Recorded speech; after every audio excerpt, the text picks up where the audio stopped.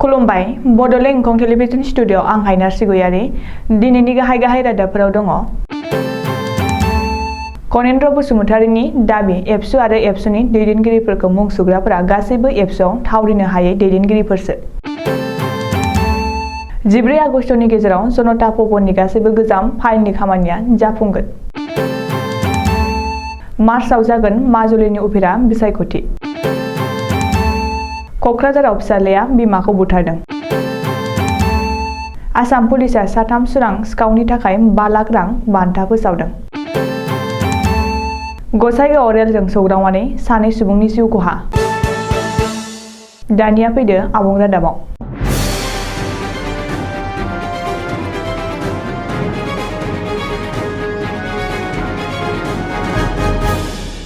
एबसु आरो एबसुनि दैदेनगिरिफोरखौ मुं सुग्राफोरा गासैबो एबसुआव थावरिनो हायै दैदेनगिरिफोरसो। बे बाथ्राखौ बुंदों मेरु एबसुनि गाहाय नेहाथारि कनेन्द्र बसुमतारिया। मख'नो गोनांदि दासान्दि ससियेल मिडिया आरो खौरां बिजोंफोराव एबसु आरो एबसुनि दैदेनगिरिफोरखौ गाज्रियै सोंखारिनाय थासारि सोलिफुगासिनो दं आरो बे समावनो एबसुनि गाहाय नेहाथारि कनेन्द्र बसुमतारिया एबसुखौ सोंखारिग्राफोरखौ थांखिनानै गोख्रों फिननाय होदों। बेजों लोगोसेनो एबसुखौ मुं सुनाय आरो बखिलाबायनायफोरजों एबसुखौ गुबै थांखिनिफ्राय एसेबो दोरोहोनो हानाय नङा होननानै कनेन्द्र बसुमतारिया कार्बि आंलं जिल्ला एबसुनि 49थि थान्दै जखनथाइजों लोगोसे आगु सनाथि मायथाइ फोरबो फालिथायनि थान्दै मेलाव थांखिजानाय आलासि महरै बाहागो लाना गावनि बिबुंथियाव रोखायै बुंथियो। बबेखानि मख'नो गोनांदि कार्बि आंलं जिल्ला एबसुनि 49थि थान्दै जखनथाइ लोगोसे आगु सनाथि मायथाइ फोरबो फालिथायखौ दिनैनिफ्राय लांहिन टाउननि लांहिन फरायसालिमा नब्लाङाव साननैनि मेहेरगोनां हाबाफारिजों खुंनो लादों।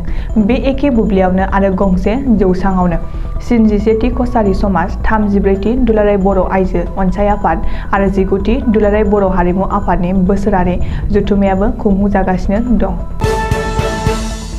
जनता भवननि गासैबो गोजाम फाइलनि खामानिफोरखौ फैगौ 14 आगस्टनि हरनि 12 रिंगानि सिगां मावफुंजोबनो आसाम सोरखारा थांखि लादों। बेनि थाखाय आसाम सोरखारा सदभावना बिथांखि फोसावदों आरो बे सदभावना बिथांखिखौ गिबि मन्थ्रि डक्टर हिमन्त बिश्व शर्माया मंगलबारखालि शंकरदेव कलाक्षेत्रआव बेखेवबाय। सदभावना बिथांखिनि पर्टेल बेखेवनाय हाबाफारियाव गिबि मन्थ्रिजों लोगोसे मन्थ्रि अतुल बरा, रन्जित दास, उर्खावगोरा ब्रह्म, अशोक सिंहाल, डक्टर रमेश पेगु, अजन्ता नेव, पीयूष हाजरिका, परमेल शुक्ल बैद्य आरो गोबांसा सोरखारि मावख'गिरिफ्रा बाहागो लायो।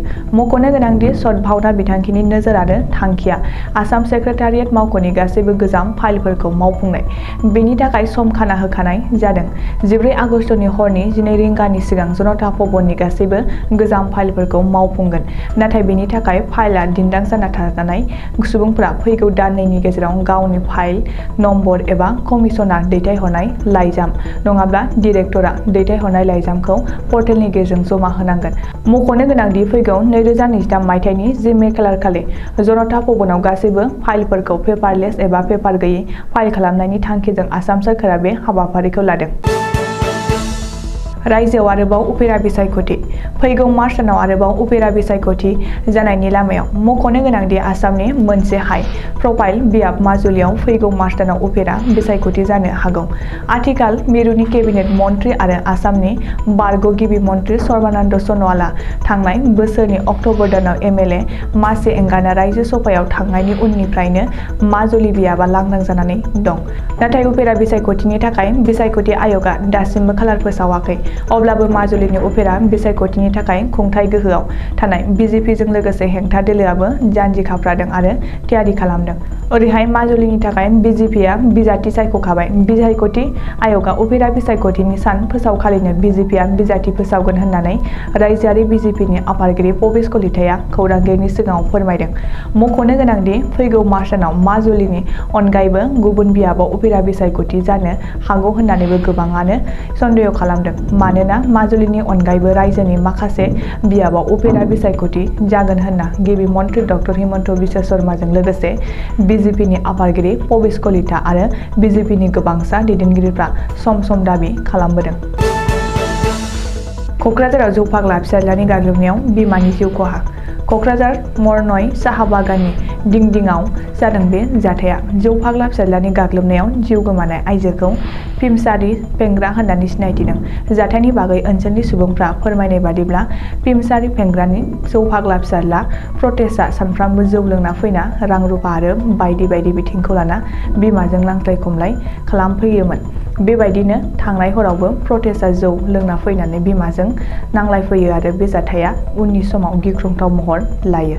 रिपर्ट बादिब्ला जौ फाग्ला फिसाज्लानि गाग्लोबनायाव गोब्राब जखम जानाय आइजोखौ जायगानि सुबुंफ्रा बोखांनानै देहा फाहामसालियाव दैथायहरनाय जादोंमोनब्लाबो देहा फाहामसालियाव जिउ नागारो। बे जाथायनि उनाव क'क्राझार पुलिसआ बिमा बुथारग्रा जौ फाग्ला प्रतेशखौ दिनै फुङाव एरेस्ट खालामो होननानै सुलुङाव फोरमायदों। सुरां सिखारि एबा पलानि बागै खौरां हर आरो नोगोद 5 लाख रां बान्था ला। नोंथांनि आखायावबो बेनि खाबु दङ। मख'नो गोनांदि साथाम सुरां सिखारिखौ नागिरना आसाम पुलिसआ हापाथुरि जादों। जाउनाव बिसोरखौ नागिरना दिहुननायनि थाखाय आसाम पुलिसनि बिथिंनिफ्राय नोगोद 5 लाख रां बान्था फोसावदों। आसाम पुलिसनि स्पेसियेल डिजिपि जी.पी. सिंहआ गावनि टुइटाराव सुरां सिखावफोरनि सावगारि शेयार खालामना बे बाथ्राखौ फोसावदों।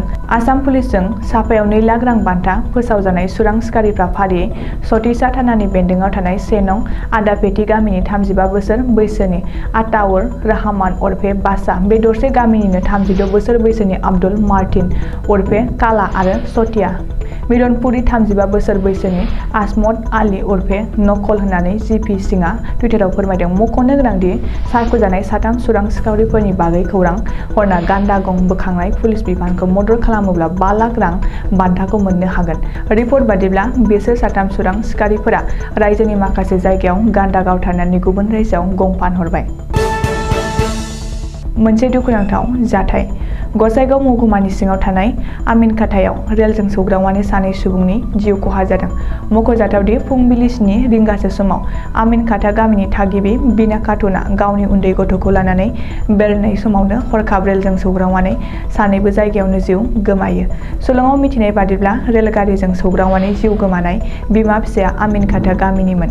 बे जाब्रबथायाव जिउ गोमानाय आइजोनि मुङा बिना खातुन 21 बोसोर बैसोनिमोन आरो उन्दै गथ'नि मुङा रुबिया खातुन 2 बोसोर बैसोनि होनना मिथिनाय जादों। जाथायनि सायाव गसाइगाव पुलिसआ नायबिजिरनानै जिउ गोमानाय बिमा फिसा सानैखौबो पस्टमर्टेमनि थाखाय दैथायहरबाय होननानै सुलुङाव फोरमायदों। दिनैनि रादाबा एसेनोसै। गोजोन्थों।